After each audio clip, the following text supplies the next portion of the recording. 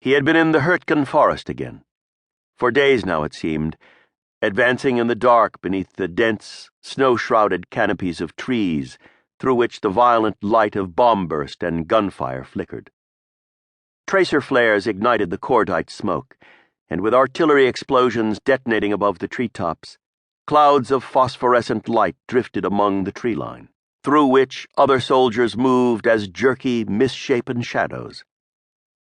Cal moved blindly into the clearing, falling in the muddied and blood-stained snow and realizing as he pulled himself up that he was clambering over frozen dead bodies and the parts of dead bodies, arms and legs and faces.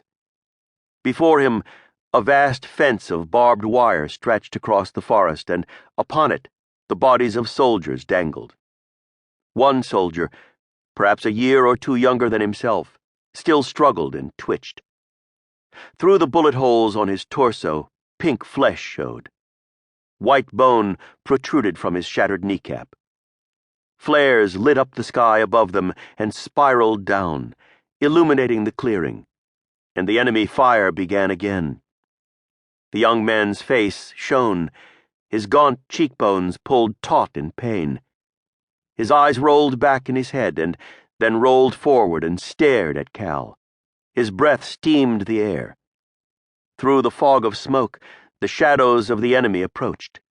A horizon of figures shuddering in light and shadow, the silhouettes of their rifles spearing the darkness. They moved forward, stabbing and then grinding their bayonets into the mounds of bodies upon the ground.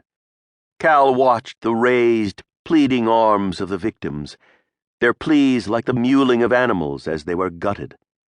Hearing the sounds of the dying, the young soldier jerked his head to the left and right, twisted toward the advancing army, then back to Cal. His mouth opened and closed, but no sound came. "Kill me," he whispered. "Please kill me. Don't let me die like that." Cal moved closer, unholstered his automatic, and aimed it at the soldier's head. The screams were less frequent.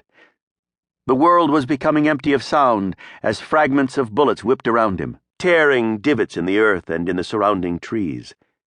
The enemy was almost upon them. "It's okay," Cal said. "It's okay."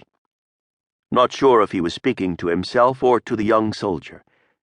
And then he believed he'd said, "I can't. I'm sorry. I can't kill you." But he pulled the trigger anyway and shot the young soldier through the forehead.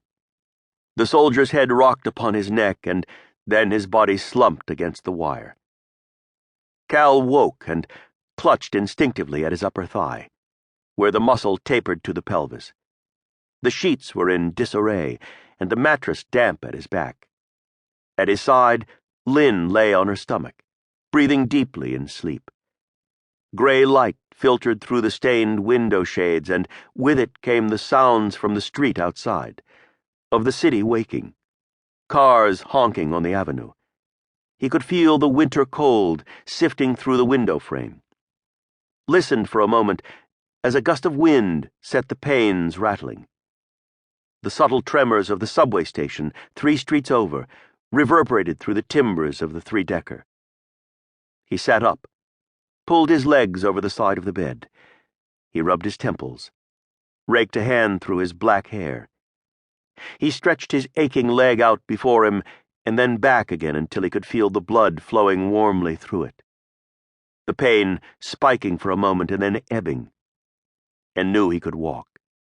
In the living room, he poured himself a whiskey, watching his hand as he did so. Then he turned on the radio, and after a moment sound crackled through the speakers.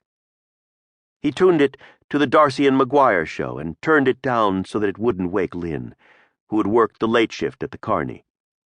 He sighed, pressed the heel of his hand to a spot just above his eyelid, under the ridge of his brow, where the pain, always after a nightmare, was the most intense. The phone rang, startling him, and after a moment of consideration, he reached to pick it up, grunted into the receiver. It was his cousin, Owen, the cop, asking him if he knew where Dante was.